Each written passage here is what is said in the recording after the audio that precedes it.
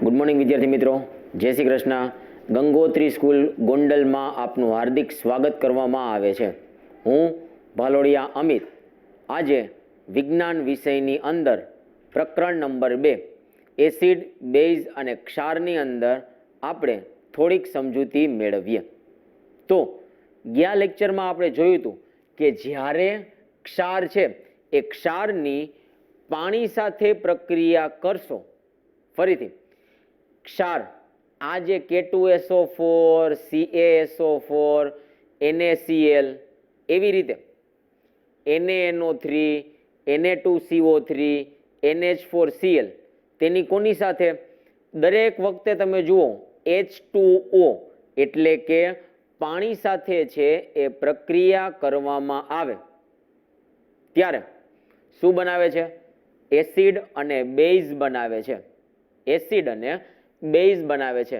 તો દરેક વખતે છે એ એક જ વસ્તુ આપણે જોઈ. તમને આપ્યો હોય ક્ષાર, એની H2O એટલે કે પાણી સાથે પ્રક્રિયા કરો. મેં કીધું H2O, તમને દેખાય છે 2H2O. તો એ 2 શું કામે મૂક્યા હોય? સમીકરણને સંતુલિત કરવા માટે. તો ફરીથી ક્ષારની જ્યારે પાણી સાથે પ્રક્રિયા કરવામાં આવે ત્યારે આપણને એસિડ અને બેઝ છે એ પ્રાપ્ત થાય છે. હવે આપણને એમ થાય કે ક્ષાર જે છે એ કયો સ્વભાવ ધરાવતું હશે?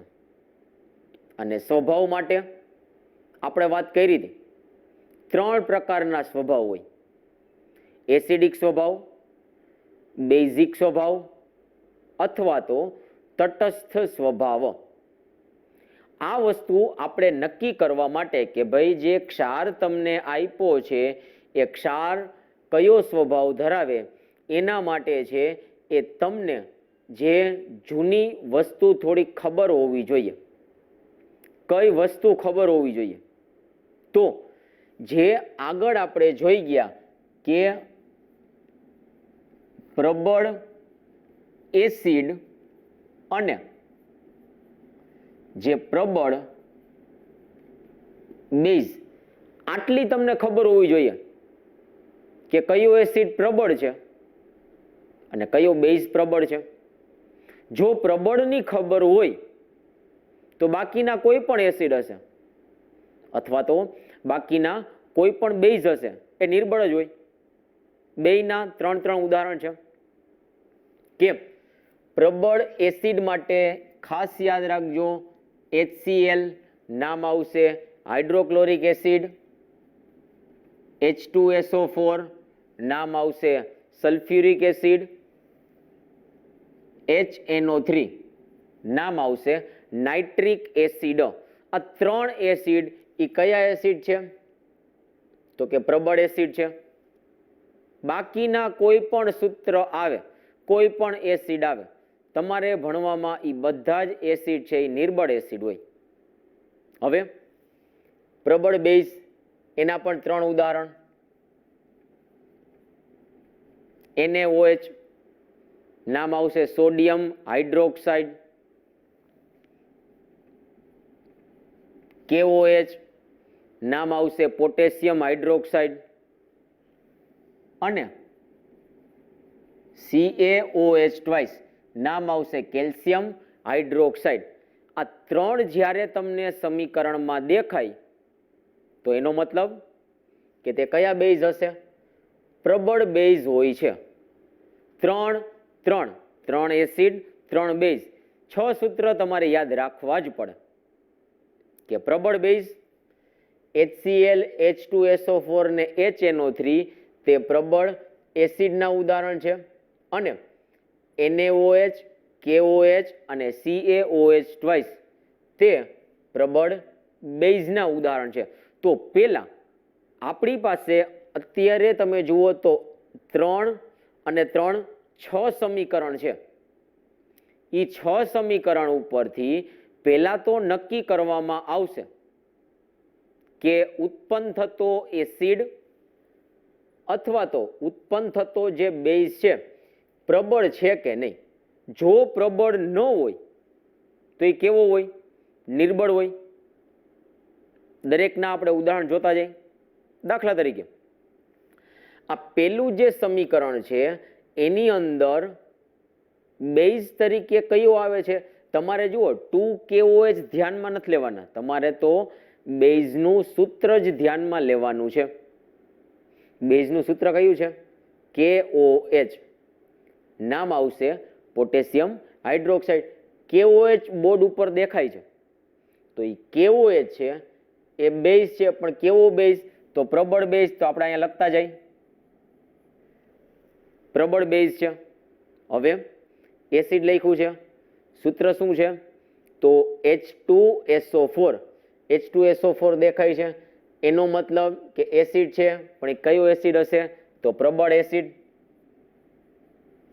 તો અહીંયા આ K2SO4 જે ઉત્પન્ન થયો છે ક્ષાર તરીકે, એ ક્યારે ઉત્પન્ન થાય છે? તો પ્રબળ બેઝ અને પ્રબળ એસિડ જોડાય ત્યારે.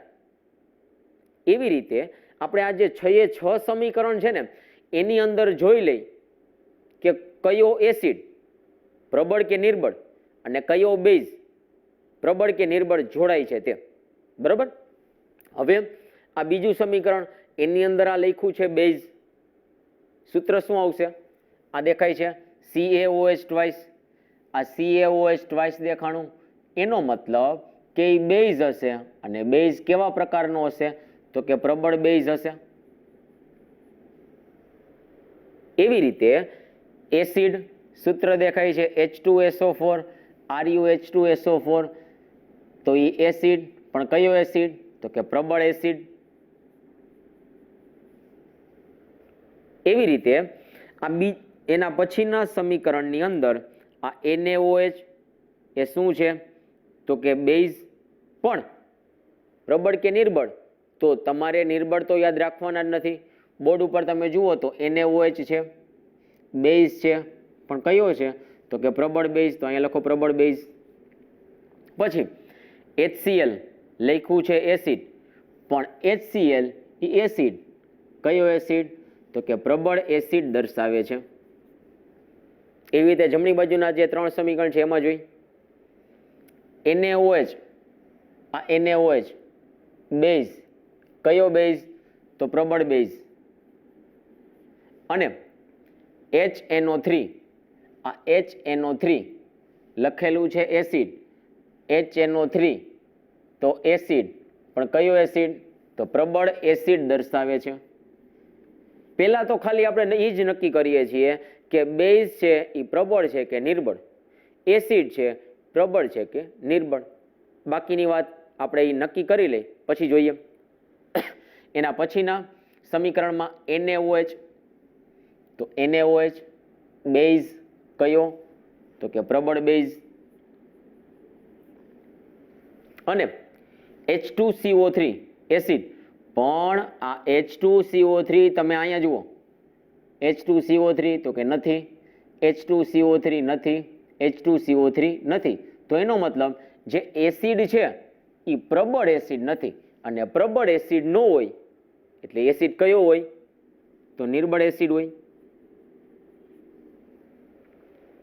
હવે એના પછીના સમીકરણમાં NH4OH બેઝ છે, NH4OH.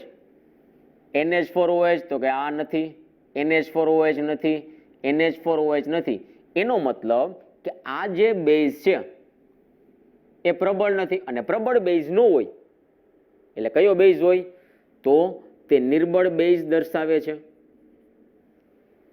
અને HCl એસિડ, HCl એસિડ, કયો એસિડ આવશે? તો તે પ્રબળ એસિડ દર્શાવે છે.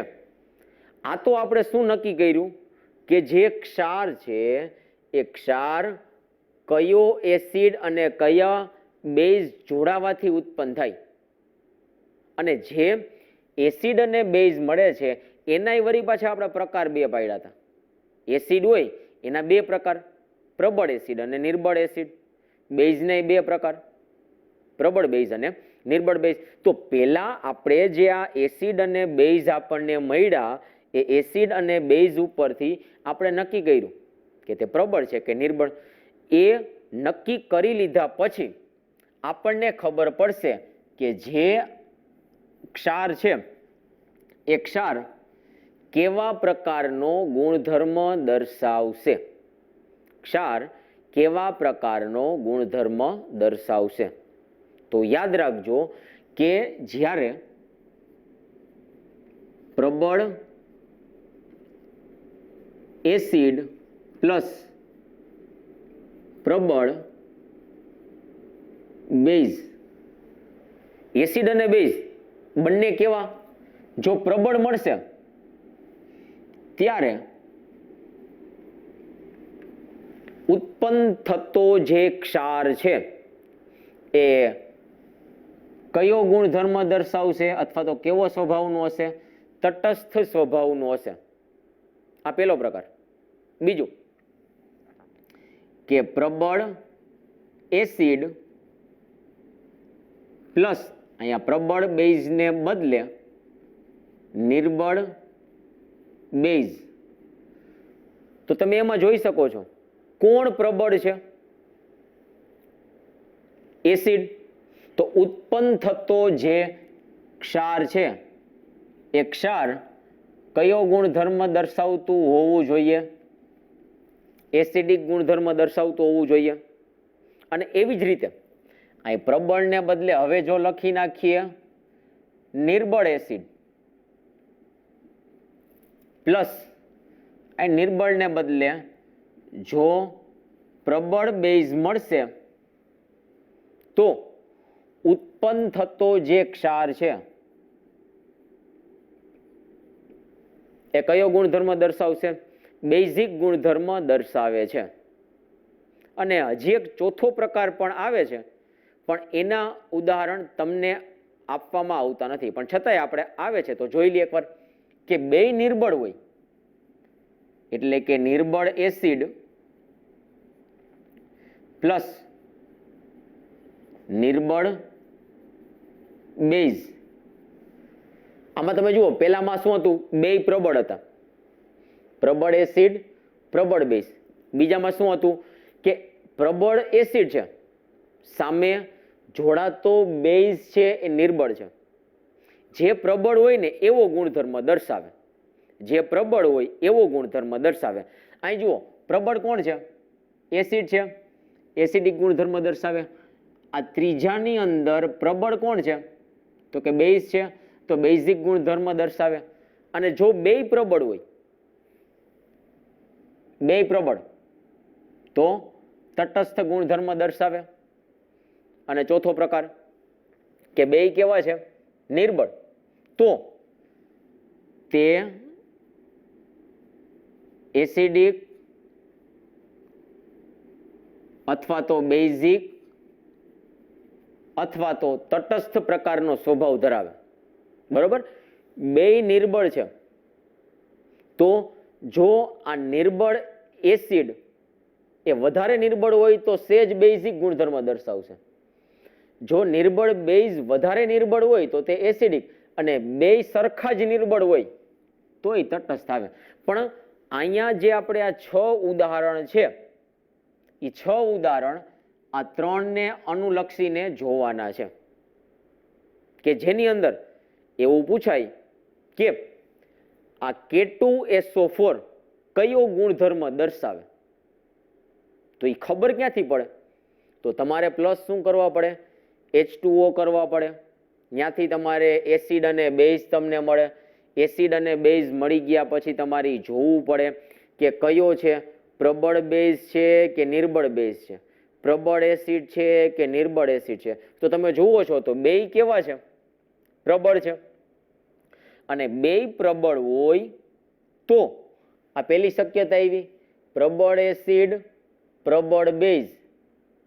તો જે ઉત્પન્ન થતો ક્ષાર છે એ કયો ગુણધર્મ દર્શાવશે, તટસ્થ ગુણધર્મ દર્શાવે. તો ઉત્પન્ન થતો ક્ષાર જે K2SO4 છે એ તટસ્થ ગુણધર્મ દર્શાવે. એનો મતલબ એસિડિક પણ નહીં હોય અને બેઝિક પણ નહીં હોય. આમ તે લાલ લિટમસ પત્ર હોય એના રંગમાં પણ ફેરફાર નથી કરતો અને ભૂરું લિટમસ પત્ર હોય તો તેના રંગમાં પણ ફેરફાર કરતો નથી. એવી જ રીતે બીજા સમીકરણમાં તમે જુઓ CaSO4 કયો ગુણધર્મ દર્શાવે? તો ડાયરેક્ટ ખબર ન પડે તો પ્લસ શું કરવાનું? H2O. નક્કી કરી લ્યો કયો એસિડ કયો બેઝ, પણ એ જ એસિડ અને બેઝમાં એ પણ નક્કી કરવું પડે કે તે પ્રબળ છે કે નિર્બળ છે. તો આપણે આ નક્કી કરી લીધું કે પ્રબળ એસિડ પ્રબળ બેઝ બે પ્રબળ છે. કઈ શક્યતા? પહેલી શક્યતા બે પ્રબળ છે તો કયો જે ઉત્પન્ન થતો ક્ષાર છે એ કયો ગુણધર્મ દર્શાવશે? તટસ્થ. તો આ જે CaSO4 છે એ પણ તટસ્થ પ્રકારનો ગુણધર્મ દર્શાવે. તટસ્થ પ્રકારનો ગુણધર્મ દર્શાવે એટલે લિટમસ પત્રના રંગમાં છે એ ફેરફાર થતો નથી. એના પછીનું NaCl કયો ગુણધર્મ દર્શાવે? તો પ્લસ H2O. નક્કી કરી લ્યો એસિડ અને બેઝ, પછી નક્કી કરો કે પ્રબળ છે કે નિર્બળ. આપણે નક્કી કર્યું બે પ્રબળ છે. પહેલી શક્યતા પ્રબળ એસિડ પ્રબળ બેઝ ઉત્પન્ન થતો ક્ષાર તટસ્થ. તો એનો મતલબ આ NaCl છે એ તટસ્થ ગુણધર્મ દર્શાવશે અને તટસ્થ ગુણધર્મ દર્શાવે ત્યારે લિટમસ પત્રના રંગમાં છે એ ફેરફાર થતો નથી. પછીનું ઉદાહરણ NaNO3 ક્ષાર છે કયો ગુણધર્મ દર્શાવે?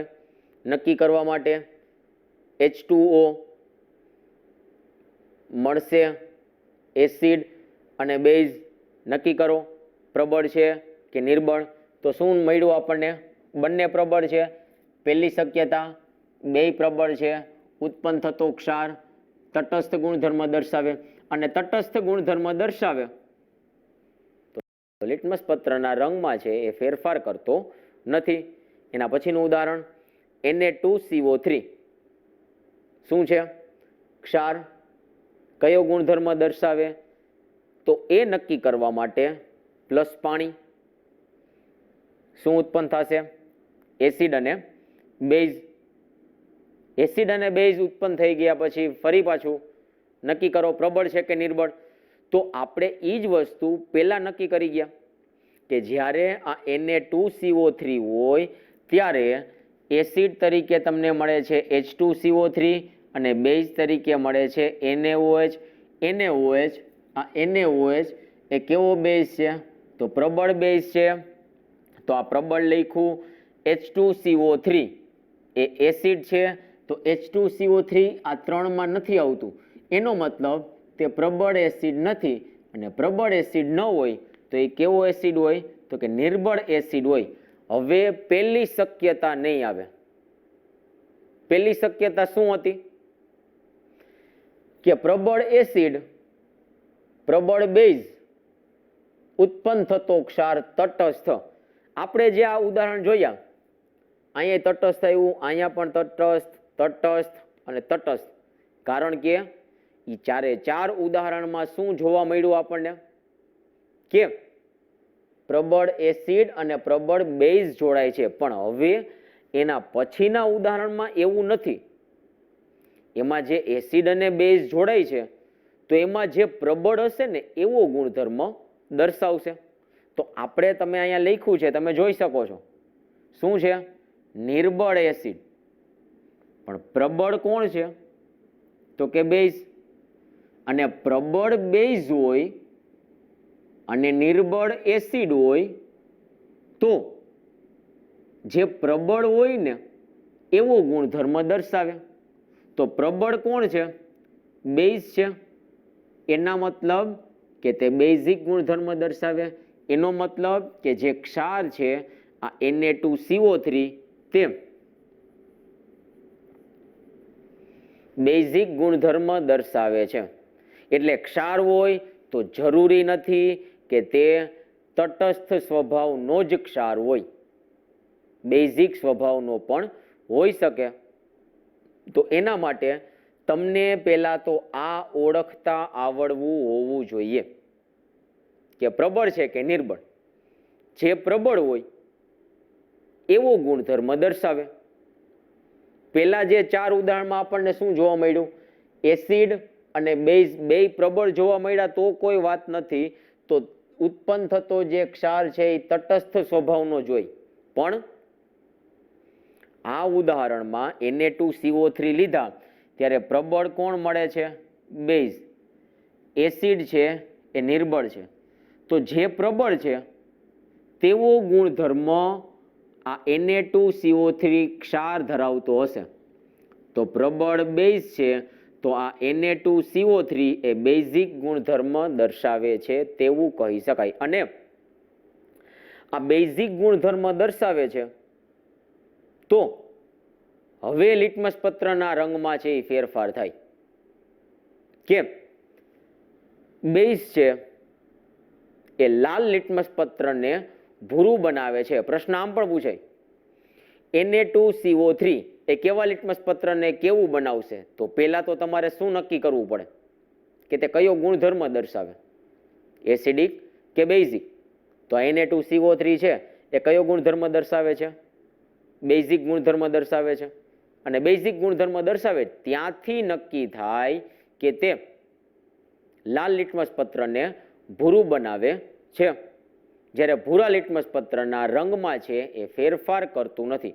ઘણી વખત ભૂલ ખવડાવવા માટે એવું પણ પૂછાય કે Na2CO3 માં ભૂરું લિટમસ પત્ર નાખતા રંગમાં પરિવર્તન જણાવો. તો આપણા મગજમાં શું આવે?